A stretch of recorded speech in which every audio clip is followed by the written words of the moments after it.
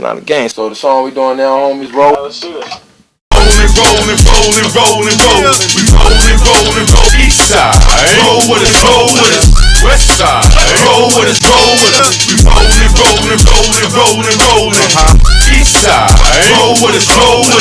West side, roll with us. Rolling. We rolling. It's up to me to open up other people's eyes and make them realize that it's more than this. It's just this right here, you know. How about now? Can you see me now? Yeah, we can see you. Long now.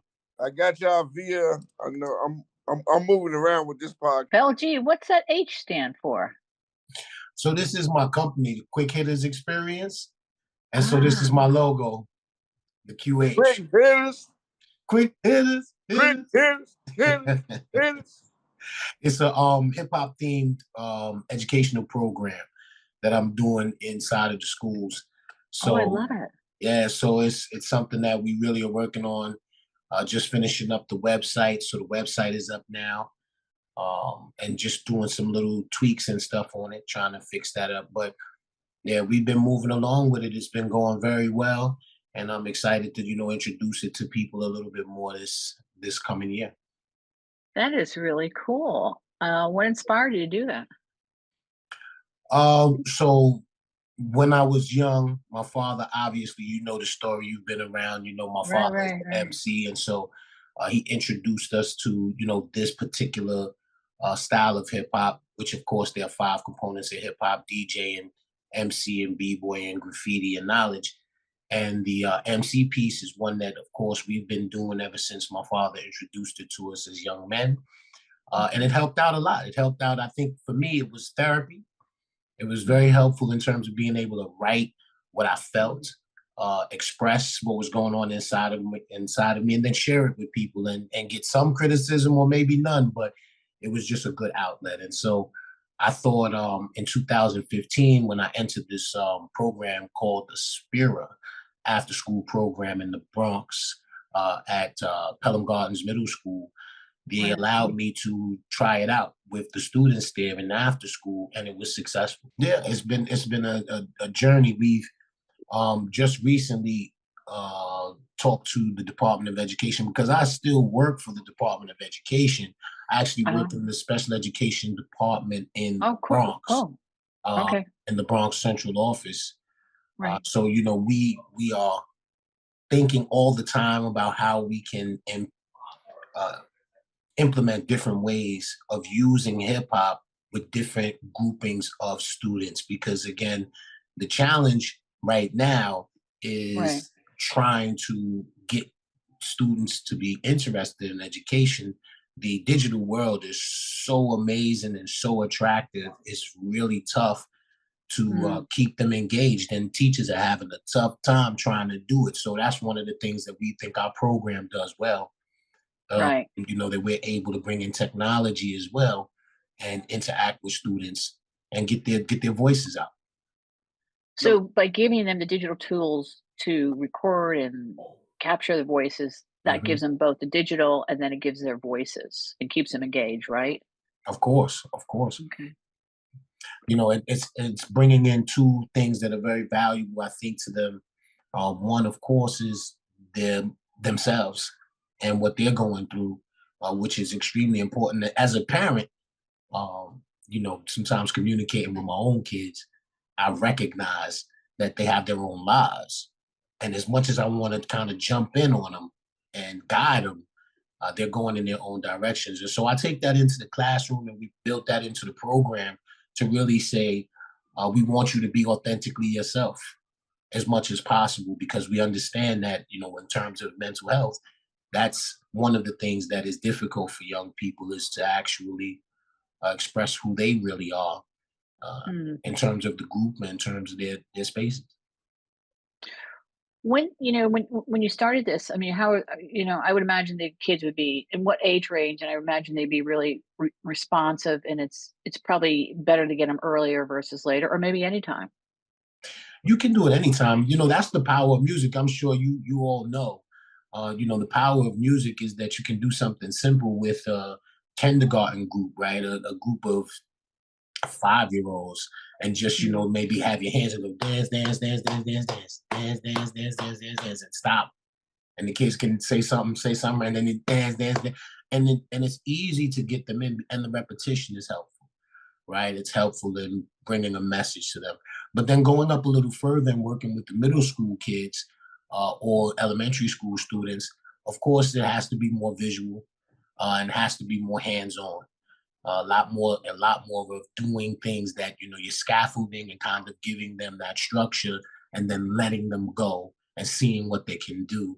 One interesting story on the website, again, the website, thequickhittersexperience.com, was a young boy named Lucas. In 2023, we went, myself and Bill Blash. You remember my brother Bill? Oh, right. Yeah. Me and Bill went to a Sleepaway project, which was a 6-week project where we took, with the Boys Club, a number of young people up to Rockland County to a sleepaway event. And it was incredible. This young man was there. He was 7 years old, and he was attracted to the DJ equipment. And we were able to put him on the DJ equipment and teach him basically how to operate the Serato program, the Serato software, which is a DJ program that allows for a connecting device, which was a Pioneer interface device, which he was able to learn the buttons and the process quickly. And you could see the results on the site. It was just amazing to see what he was able to do. And he was just a hyper kid, running all over the place, just into everything. But, you know, once he saw something he could divert that energy into, he was super incredible. And again, we see the value of, you know, kids being able to focus, and particularly high energy students. Is New York the first? Will it be the first one to roll it out? I mean, my question is, how unusual is this, you know, in terms of across the country? Well, I think there are a lot of different, as I've researched it myself, there are lots of programs that are similar to what we do. It's just in terms of your niche activities and your presentation, right? In terms of the quality of what you deliver and the consistency of it. But it is being used across the country. It's a great tool to, again, when you talk about education and the way in which things are going, you know, moving away from the traditional ways of teaching and incorporating technology so much more. Culture is becoming a real big driver of how kids are being educated.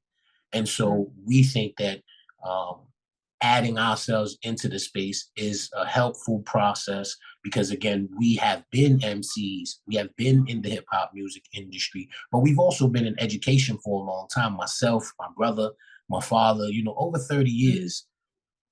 This is great. I'm gonna let the music guys, Tom and Soldier, I mean, they're the real musicians and wordsmiths. I'm just curious it's just a great story. Oh, I appreciate it. Again, you know, anything we can do to continue to grow our communities into a different space, but also share some of the tools we know work for us, and particularly in the mental health space and the social emotional space.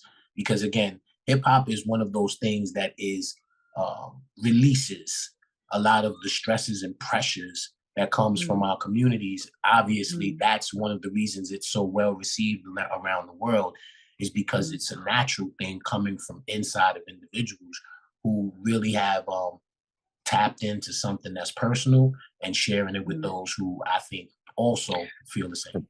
I'll give you a little inside information with a legend who's no longer with us, but Dizzy Gillespie.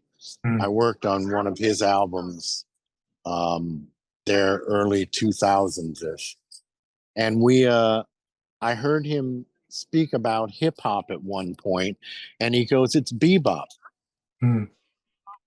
I always thought that was interesting that Dizzy Gillespie, you know, identified it as bebop.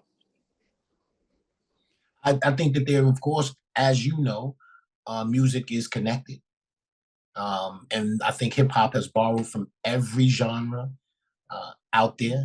And of course, bebop, jazz, classical, soft rock, punk rock. Well, one of the things that Soulja, in us working on this new music that he's been putting together, he's been identifying a style called trap, hip hop trap or something. And Trap I find, music. yeah, and I find that really opens up the genres of the style, you know, because the musicality, you know, there'll be actual singing and melody in there rather than just rap.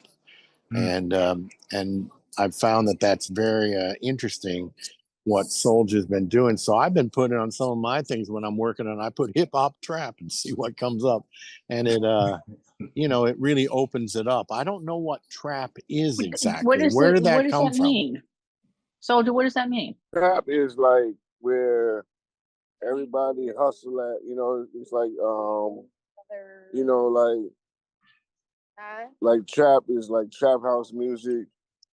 No, it's like a place where everybody where with the hustlers, you know, used to sell their stuff like that. But I guess a place where they're self trapped at, you know.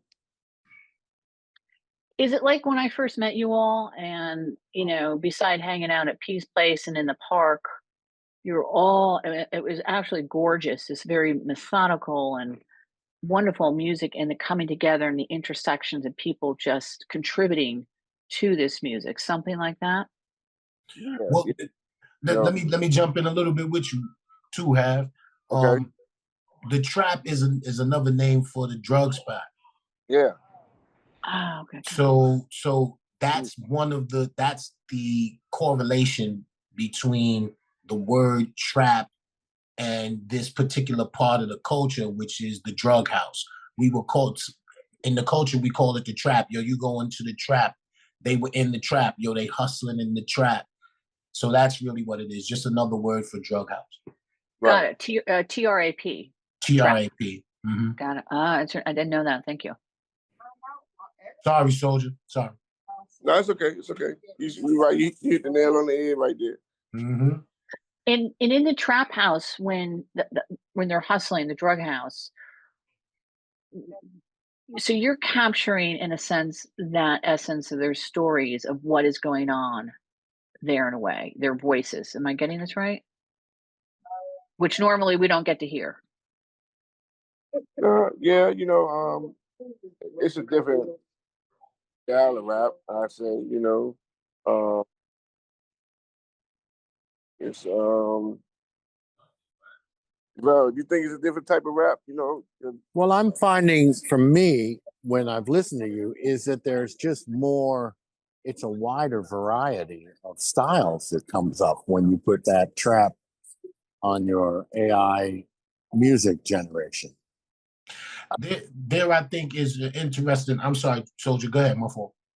It's more harmonious, if you ask me, you know, like you're dealing with more of a unnecessary singing, but you know, like I think they express themselves a little bit more vividly on the trap music. It may sound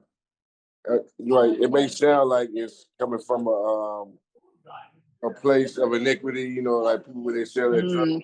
But I think they express themselves a little bit more vividly than anybody else. I think one of the things about trap music is that trap music came from a space in which a lot of the times hustlers are associated with the artists.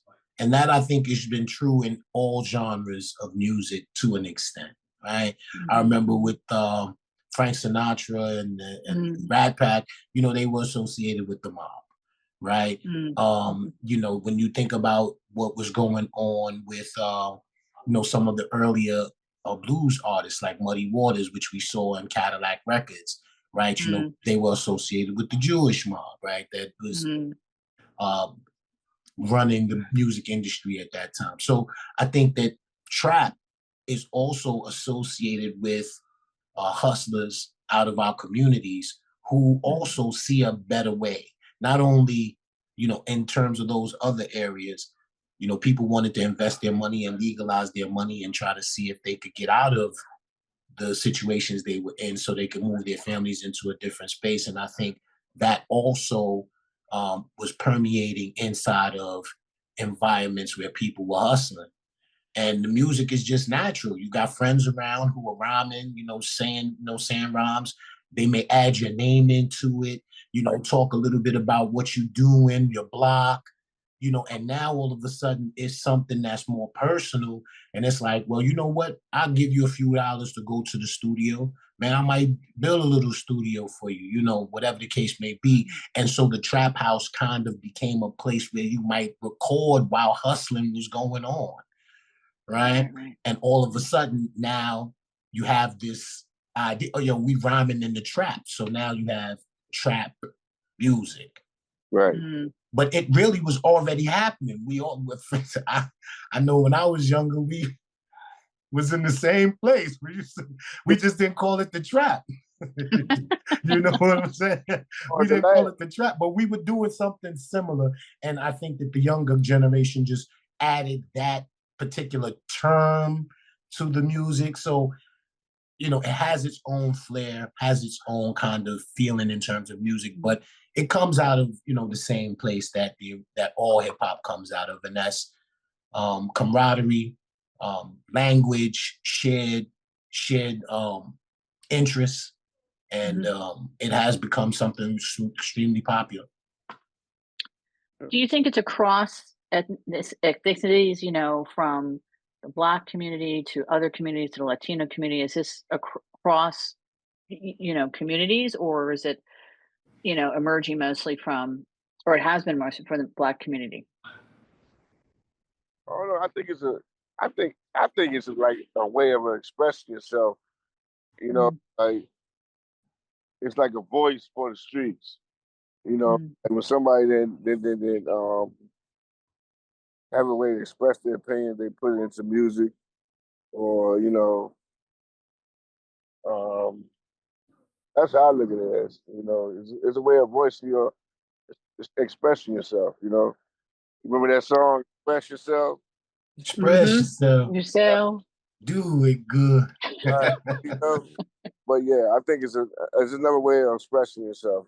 I think we're at a time where we really have, it gives us an opportunity to raise our voices, however we can. And to your point, Val, is creating this community of the kids who need their voices heard. Does that make sense? Right. It's no question, and not only for the children, but I continue to express my voice. Right, I continue to use my voice as a bullhorn out to people in terms of what I believe and things that I think need to be said in terms of my messaging. So that's also part of what we give to the children and utilize with them. This idea of it's important for you to express things that you feel, because you never know who else is feeling that way. And it becomes important to connect as human beings, and particularly right now where we have so much technology that allows for us to be separated. It's important to be able to develop those moments of camaraderie. You know what I'm saying? So I do think that we've been able to do that, and that is one of our pillars, is to make sure that the communication, the words, and as MCs primarily at the beginning of this, and projects were primarily about hip hop writing.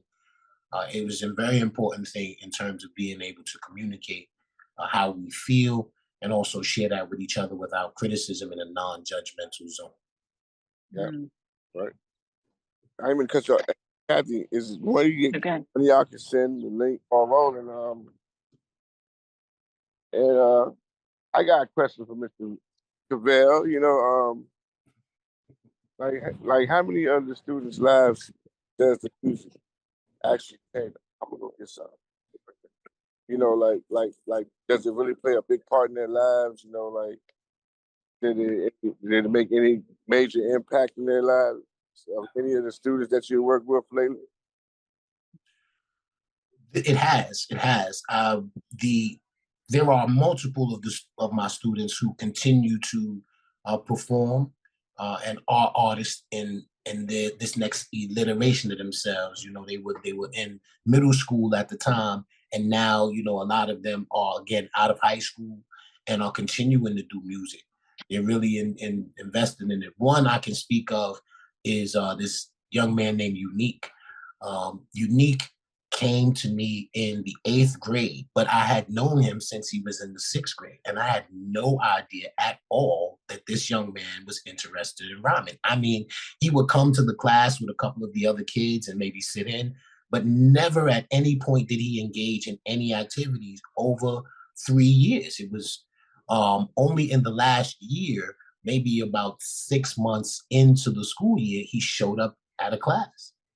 And I still have the video. I still literally have the video where he told me he wanted to learn how to express himself, but he felt unsure because, again, he was a quiet kid. He was a kid that you would have never picked out of the group as someone who would do this. So today, he is now known as Always GTFO, right? And he has been working on a number of projects. He's released on all digital platforms, as well as started performing in different venues throughout the city. As a matter of fact, there is a young man who lives in my building who does video production. And so I'm connected with him on Instagram. His name is Flex Mob, and he has a company where he shoots videos and edits videos for young men in the neighborhood called Lucid Visions. It's on Instagram as well. He produced a video for Always GTFO, and I didn't know that they even knew each other. But then I saw it on Instagram and was like, oh, this is just incredible how, you know, someone who I worked with early, and again, he was in the 8th grade at that time. Now he's 19 years old, you know, and he is pushing into having a career. Once again, Always GTFO. So yeah, I have young people who are continuing to do great things and continuing the path in entertainment. That's what's up. That's, you know, like I can say, you know, it feels good. Don't it feel good that you can be an inspiration in a young person's life in a direction that they want to go, you know, like something positive, you know, because that's like this kid, he was always getting in trouble. Kathy know what I'm talking about. Oh, yeah. And, you know, like he was always fighting for his family and his sister. You know, he went to fight for the military. Wow. He was in, he was always getting in fights in the Bronx, and I think you steered him toward, God, he was always in trouble. He wanted to be a war photographer, and wow. Soldier kept talking to him, and I said, what the hell happened to this kid? He said, so he signed up. He signed up for the service. Yep. He found his purpose. Yeah. He found his purpose, yeah. He was for his family on the streets, but that was just getting him in trouble. So he looked at it, you know, he wanted to fight for his country, I guess, you know. And his whole thing was to be a what do you call it? A war correspondent or photojournalist, photojournalist, yeah. What I'm hearing with this theme of this conversation is, and not to be afraid to speak one's voice. Because it's always going to be someone's going to be telling, shut the hell up. And I mean, but I think, you know, as human beings, we have a right to speak up and be heard. However you do it.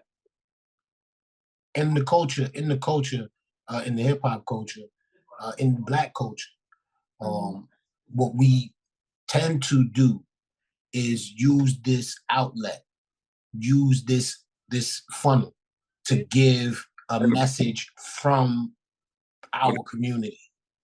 And there is an important reason why we've had this tool for so long, and why this tool has been accepted by people worldwide, globally, and is today probably the most listened to and participated in genre, is because of the connection that people make to it. It's raw, but at the same time, it's real, it's honest, and many people want that, and particularly in the society we live in today with all of the social media and the social connections that people are reaching for. When there are things you can connect to, it gives you the feeling that your voice is important. And therein lies where we see things like TikTok or Instagram or any of these social media platforms really exploding with people giving voice to what they think, not sitting back and waiting for other outlets to give them the opportunity, but just as we're doing right now, taking technology that is available and using it to put their voices out into the world. I will say this here too, on another note, where we talk about having half show up places, right? And the things that kids can learn from, you know, the experiences that he's had, and particularly, again, I work in the SPED department, where there are challenges that young people are facing all over this city. And sometimes, as Soldier said, as we were just saying, you know, sometimes you need a person to listen. People have experiences, people can share those. And in those moments, there are sometimes opportunities to grow. And so I think that there is, once again, a need to have conversation around the things that, you know, Childs and Soldier talk about, and particularly in their music, and I would assume here on the show. Right. And because, well, their experiences, I mean, when I read their lyrics, it's amazing. They're, you know, their live experience. So it's not someone making up, but it's their lives, and how, like you're doing with your kids. This is what my world's like. This is what my life is like. And I think so many people will resonate with it, because it's, you know, life is challenging. You know, right? It really is. Yeah, and it's the challenge. The challenges that anyone faces, whether they're small or large, are big to them. Right. That's that's the thing, is that it's big to them. It may not be as big to us, and that's where there are moments where the ability to express it through a different angle, different line, whether that is, some kids are very good at table beats. I don't know if you ever seen the kids take the pen. They take a pen and they like beat on the table and create beats. It is amazing to see the focus of students with this pen and a table, and it gathers so much attention. Where you might not be a kid who is the coolest kid, but just because you can make some noise on the table in the cafeteria, you've got a bunch of kids who just come by because they enjoy the fact that they're hearing, you know, something melodic with some rhythm, and that changes the relationship. You know, that's the kid who does the, you know, beats on the table. You know, so it's just finding little ways in which you can express yourself, I think, that are important, once again, and people then giving you an opportunity, being a listener. Thank you for coming to the park. And Soldier's about to torch the plate and blow the place. Yeah, up. so I don't want to be I don't be a witness to this. Yeah, I don't want to be. I don't have no issues. Don't call me in the court. I don't want to be called in the court.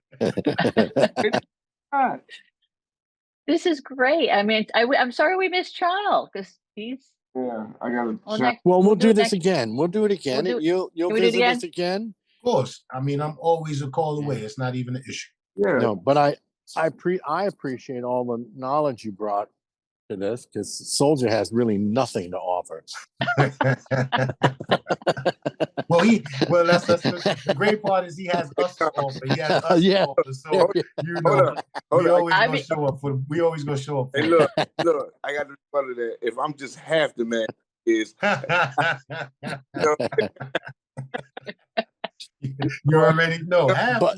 But you know, this is one of the things. You know, I tell some people, you know, like my doorman, around the holidays at where I live, huh? Yeah, I told you we can. No, but he's just we like can go here he's just too. like Soldier. He on the move. We can go around This here. one got Everybody's a on the barbecue, move this one today. got plans. But I was going to say that one thing I love about Soldier is that my doorman said to him over the holidays, well, I'm just trying to put one foot in front of the other. And then he's like all embarrassed and he runs away from Soulja. And then he tells me about this. And when he tells me about this, I said, well, you handled it completely wrong. And he goes, oh, I should have never said that. And no, you should have said to Soulja, and what's your excuse? That's too much, I'm telling you. Soulja, you I really appreciate you, man. You know, it's a pleasure to come on and rock with you. You know, and anytime you need me, you already know I'm there. Yes. Yes, Soulja. You know what it is that Soulja makes it so easy for you to look at your, it's down here. 5210. Second car on your right. Second car on my right. Thank you. I was in that car. This podcast, I never know what the hell's going to happen. I swear to God. You, me and you are sitting comfortably at home. These two are running the streets. I'm telling you. I love you guys, man. Yo, truly appreciate you, man. You already know we love you, brother. And listen, Kathy, it's so good to see you. I haven't seen you in forever, but we will catch up, I am sure. Great, thank you. It's so great to see you, Val, and As everybody always. have a great holiday. And Tom, travel safe, Tom. Enjoy. Bye-bye. Have a good one. Living in the street, the Nina Ross give cause to break laws when we floss. Off the red, evil thoughts into my head. I'm supposed to be dead to what the doctor said, but instead I choose the ways of busting off lead with the clip that rip the hollow tips in your shit. From my mind to my nine when I hung on crying at one time. I do the hustle on my grind. That seems fine. I do the hustle. Oh wow! I cannot believe that the song turned out like that. We hustle in this life, poverty, living life in a wheelchair, injustices, but at night we dream, we walking in the sky, look at us now, no chains, a world we never saw before. Tomorrow ain't promised to you, so dream with us, roll with us.